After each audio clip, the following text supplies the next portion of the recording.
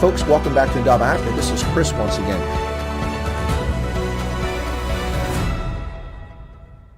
Hey folks, welcome back to Chris Wyatt Africa here on the Indaba Africa channel. A little bit off sequence there. Sorry about that. Welcome back. Today is the 7th of June, 2021. We're going to talk about an abbreviated session here of Indaba Africa News of the Day. I'm busy teaching this morning remotely, so we're going to have a short news version. Let's go ahead and get started. It's Indaba Africa News of the Day, the 7th of June, 2021. Here are the headlines from across Africa and elsewhere. South Africa's Finance Minister Tito Mboweni gets flack in parliamentary discussions about rescuing South African Airways when opposition members of parliament call it a prestige project. He responds to that. South Africa's Minerals Minister Gwede Mantashe tries to calm the mining sector in the wake of the assassination of Nico Swart from Richards Bay Minerals. And Brian Shivambu, Fully Shivambu's brother, a senior figure in the Economic Freedom Fighters political party in South Africa, has agreed to repay 4.55 million rand, which he received for doing absolutely nothing. The question remains now, will he be prosecuted for corruption? South Africa's Competition Committee is destroying South Africa's economy. We'll talk about that, Grand Parade, and Burger King, a majority-owned black corporation which is trying to unload a loss-making operation before it becomes worth nothing, being prevented by South Africa's Competition Commission, which has no charge in this to sell it to another company, foreign direct investor. Not allowed to do it. What did the Guptas cost South Africa? Well, the Daily Maverick has done an expose on that. We're going to talk about the amount of money that the Daily Maverick claims has been lost to South Africa as a consequence of corruption linked to the Guptas. Google settles an antitrust lawsuit with France for a significant sum. And The Hill, a political outlet here in the United States, attacks Senator Joe Manchin from West Virginia for his principled stand against a undemocratic effort by the Congress to usurp our Constitution. Rassie Erasmus and his thoughts on Warren Gatlin's view of the Springboks selections for the upcoming British and Irish Lions Test Series in July and August. And Morne Steyn is back. One of my all-time favorite Springboks is back in the green and gold. Last appeared in 2016. Been ignored on selections when he was still a relatively young player. Now the 36-year-old is returning to the Springboks for this test series. Congratulations to Morne Steyn. We'll talk about that more in this edition of Indaba Africa News of the Day. Those are the headlines in this abbreviated news program today, folks. Let me get to in-depth news and analysis, and we'll talk about those stories. The first off out of the gate is South African Airways is a baby Springbok among lions. Mboweni faces tough critics in Parliament is what that means. Parliament's National Assembly debated about the special appropriation bill, which includes a provision for 2.7 billion additional rand in a failed airline that has no business in operation, SAA subsidiaries. During the debate, Minister of Finance Tito Mboweni hit out at those claiming this is part of a vanity project by the government.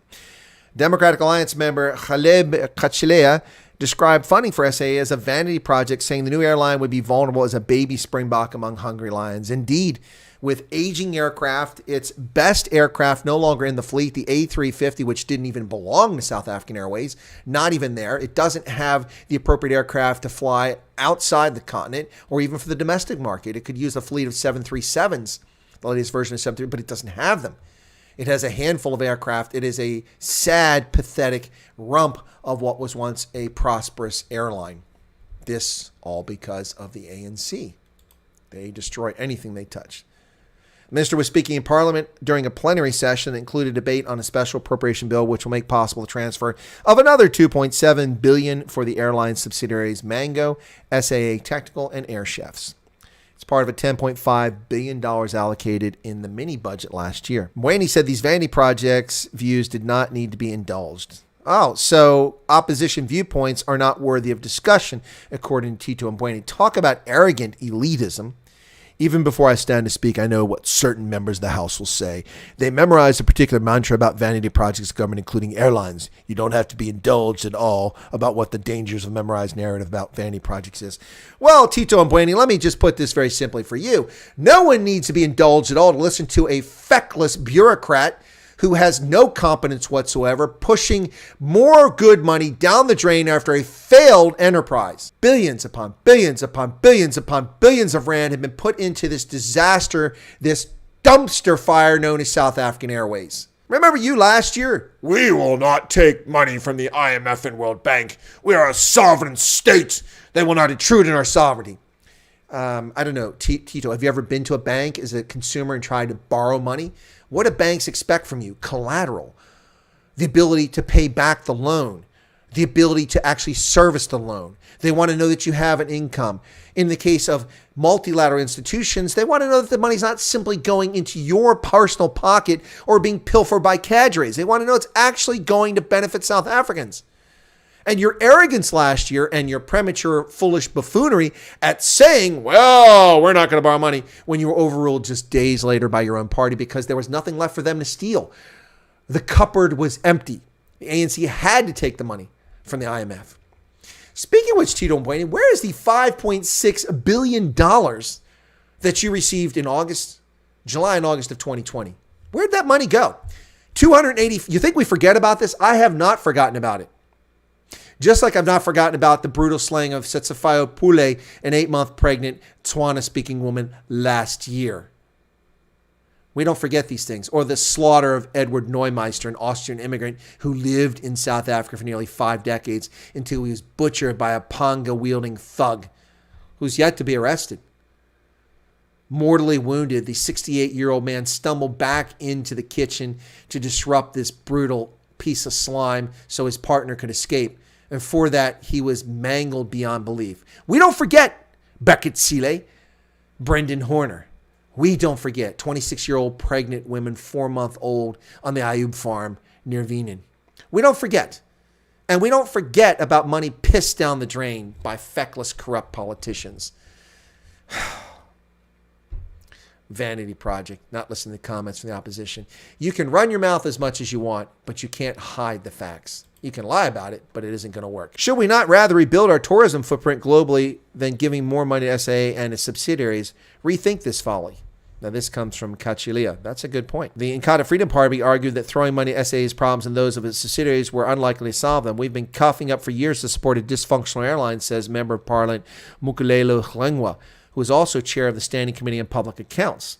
The Freedom Front Plus expressed skepticism there would be no further bailouts. But the ANC argued during the debate that when the funds were allocated, its subsidiaries could not be overlooked. The party argued that the demise of state airlines could not be allowed, risking private sector players stepping in and getting the assets of subsidiaries for next to nothing.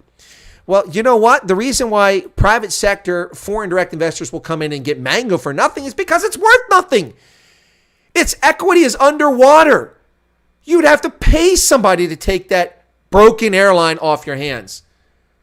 And this is the finance minister. You know what? I think he went to the same economics program that Alexandria Ocasio-Cortez attended at an Ivy League school, where she learned that the unemployment rate is lower because people have to work 2 jobs to survive in the Trump economy. No, the number of jobs has nothing to do with the unemployment rate. It's the number of people in the workforce, AOC, in the workforce. And by the same token, Tito Mboweni, South African Airways is worth nothing. It's bankrupt. Mango is worth nothing. It's bankrupt. There's no equity in the company. The stock is upside down. Nobody is going to get it for nothing. You're going to have to pay someone to take this fossil off your hands. Where did you get your education at there, Tito Mboweni? And where's the $5.6 billion? $285 million from the African Development Bank in July of 2020, $1 billion from the BRICS Bank in August, and $4.3 billion. At the time, an exchange rate of, what the rate was 90 billion rand. Where is that money? That's enough money to buy for vaccines 4 times over at the exorbitant prices, not the discounted prices you're now getting for the entire country of South Africa. Where'd the money go, Tito Mboweni? $5.6 billion.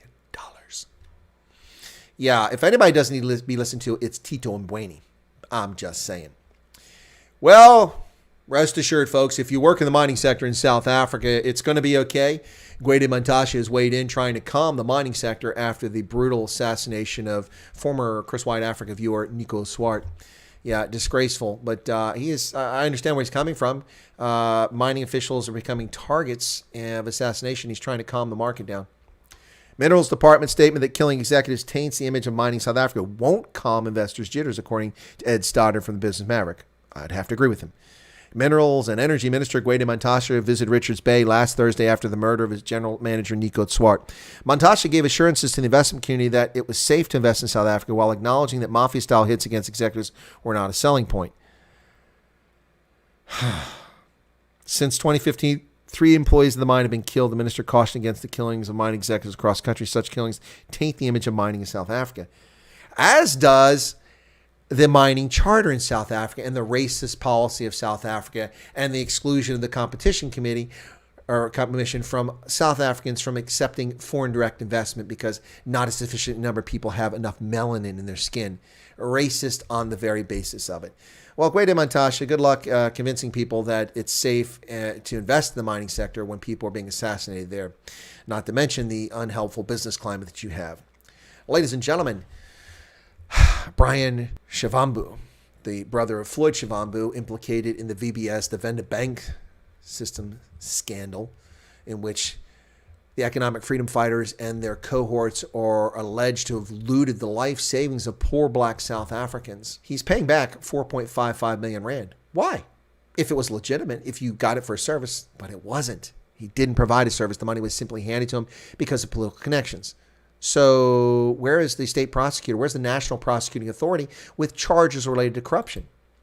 Brian Shivambu is to pay back 4.55 million rand he received from Vele Investments.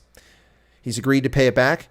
The money was reported received for no reason. He's been linked to the alleged $2 billion looting at the VBS Mutual Bank. Shivambu's attorneys reportedly insisted on secrecy clause as part of the contract signed on the 23rd of March. The contract reportedly states there is no underlying basis for the payment and they will repay them 4.5 million rand. Vele Investments was a majority stakeholder in VBS Mutual Bank. Vele and VBS executives allegedly stole more than 1.5 billion from the bank's depositors through fake deposits. Well, here we have it, linked to the EFF. Why is this not front page news story all over South Africa? It's a good question.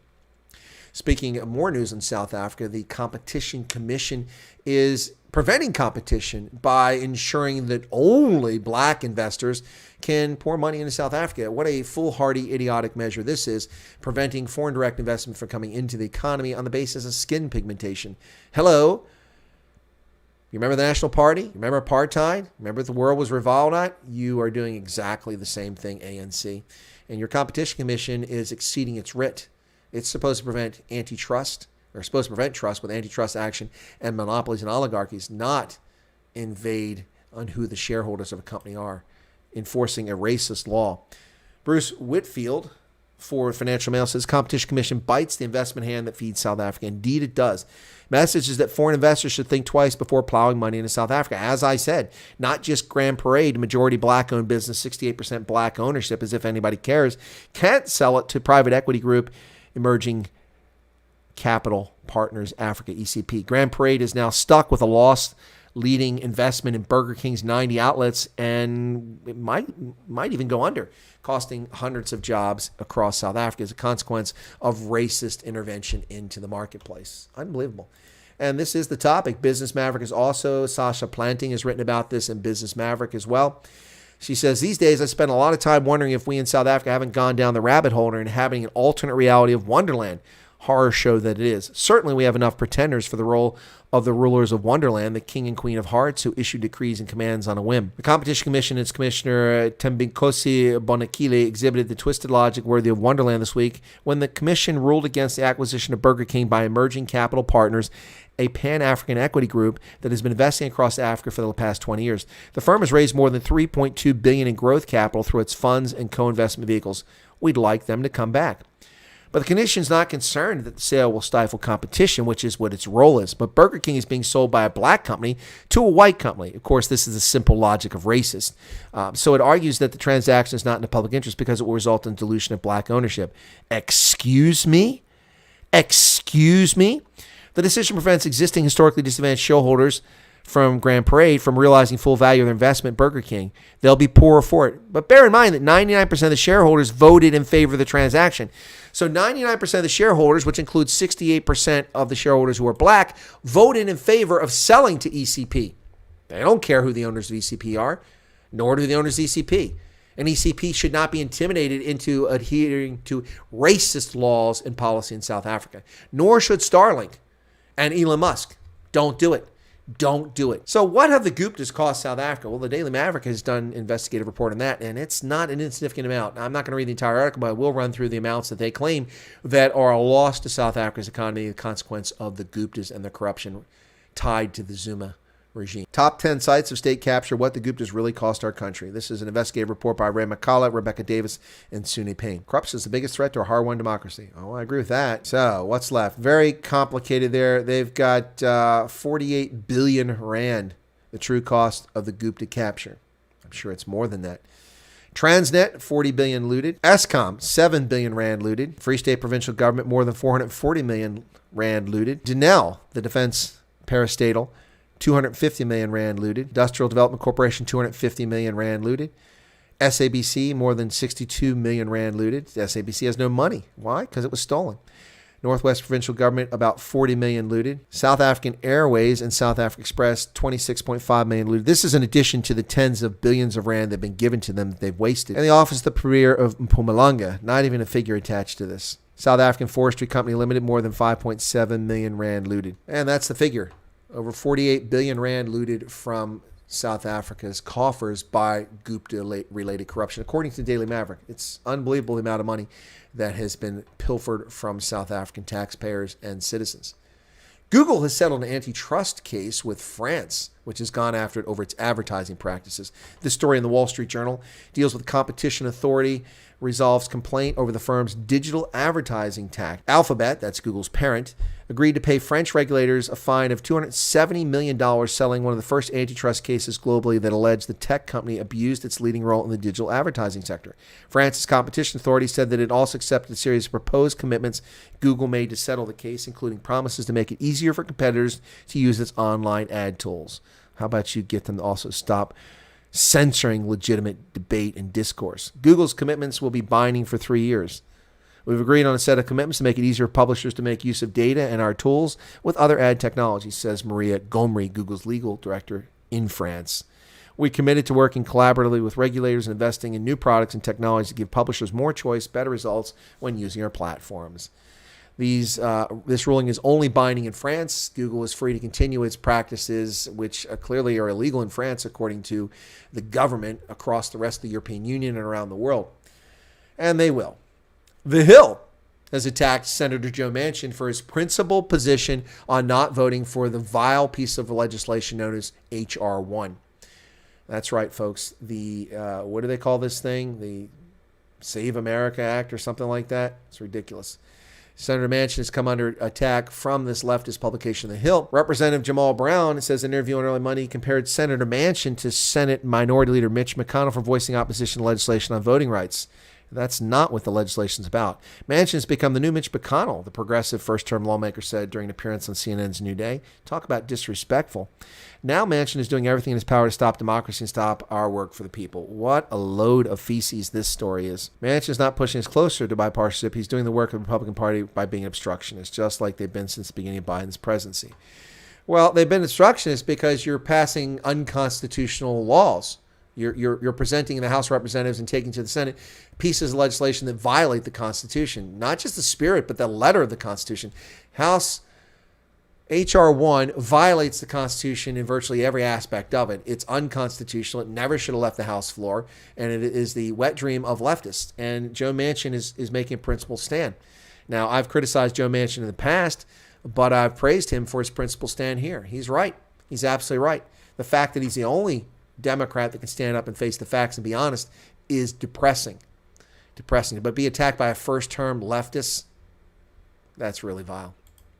Rassie Erasmus reckons Lions boss Warren Gatland what he will make of the Springboks squad. There's Rassie out there with Faf de Klerk.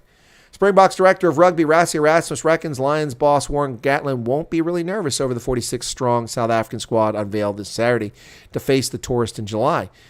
Erasmus suggested his rival had something up his sleeve 8 days earlier when he asked for sauce on the 37-strong squad chosen by the Lions. I think he's got something up his sleeve, said Erasmus. I don't think we're going to see this battle of attrition grinding out like the semifinal of the World Cup against Wales. We'll definitely see a bit of change in his game plan, but he might just be throwing us some bait. I'm not sure. Now, Erasmus and Springboks head coach Jacques Niebnar have shown their hand, revealing a selection which they suggest took 18 months of weekly revising, whittled down from an initial number of 64 players. It's quite impressive, the changes there. No sooner was Dwayne Vermeulen included in the squad than the worst news as he twisted his ankle. Yeah, that's really disappointing. That's going to have a major impact on the Springboks test series this summer, the loss of Dwayne Vermeulen. My favorite player for the longest time in South African rugby. Very disappointing to see that. And welcome back to the Springbok squad where he has belonged for a long time.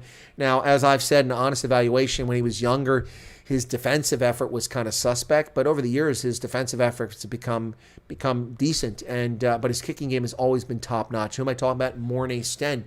That's right. The former Bull went to France, returned back to South Africa last year, has been playing for the Bulls now for 2 seasons, is finally back in the green and gold where he belongs as a Springbok. 66 tests under his belt. He should already be north of 100 at this stage if he hadn't been excluded from test matches. Morne Steyn won the last of his 66 South African caps against New Zealand back in 2016. The 36-year-old kicked the series-clinching penalty on his Springboks debut against the British and Irish Lions in 2009.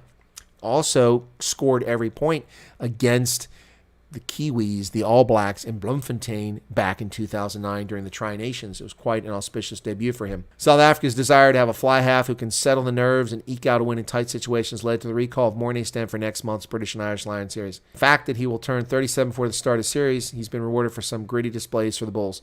It was Steyn's steady boot that clinched the series victory against the Lions in 2009. The big thing we were looking for there was consistency, said Niebnar, adding that Morne is the most consistent fly half since domestic rugby returned in November. Yeah, he's great. Great photograph of him there back in 2009. You see Victor Matfield behind him. There's Brian Habana. Steyn beat the Sharks, number 10, Kerwin Bosch, for a place on the 46-man squad that also played 2 tests against Georgia. Congratulations to Morne Steyn, ladies and gentlemen. And those are the headlines, in-depth news and analysis for today, the 7th of June, 2021, here on Indaba Africa News. Thanks for tuning in. Apologies for no broader news on Africa today, which we normally cover, but I was tied up this morning and didn't have an opportunity to focus on the rest of the continent. Not many major news stories coming along. We will follow up on the story of Nigeria banning Twitter after Twitter banned President Buhari, and a retaliation Twitter banned, or Nigeria banned Twitter. And then, of course, the United States, Canada, the European Union, United Kingdom, and Ireland all condemned Nigeria for firing back at Twitter's abusive behavior. It's about time somebody stood up to tech titans who silence people. Folks, that's it. We'll catch you here next time in Indaba Africa. Thanks for tuning in.